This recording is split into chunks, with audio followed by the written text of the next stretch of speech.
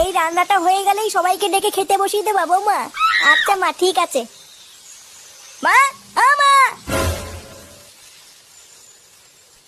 এই বাঞ্চতটা এখানে কেন এসছে? তুই কার কথা বলছিস? এই যে মাসিমা, আমার কথা বলছি গো। আপনার ছেলেটা না খুব দুষ্টু, একটু ইয়ার কিউ বোঝে না বাবা গো বাবা। হ্যাঁ গো, তুমি আমার ভাইকে গালাগালি দিলে। বাড়াটা গালাগালি দেবো না তো কি দেবো? ও বলছো তার বাল, বাড়া আমাকে ঘরে একা পেয়ে আমার প্যান্টের ভিতরে হাত ঢুকে দিয়েছে। মা গো মা, জামাই বাবু তুমি অত রেগে যাচ্ছ কেন? আমি তো তোমার শুধু একটু সাইজটা দেখছিলাম গো।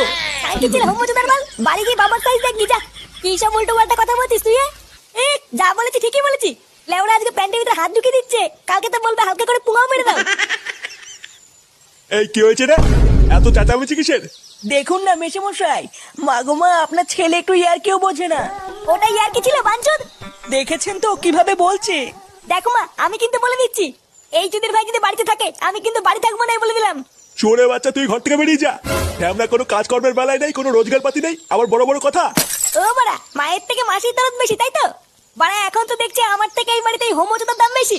লেওনা যেদিন এই হোমোচোদারা তোমার ধুতির ভিতরে হাত ঢুকিয়ে নেয়ানারি করবে সেদিন বুঝবা বালের এই বাড়িতে আমার কোনো দামই নেই।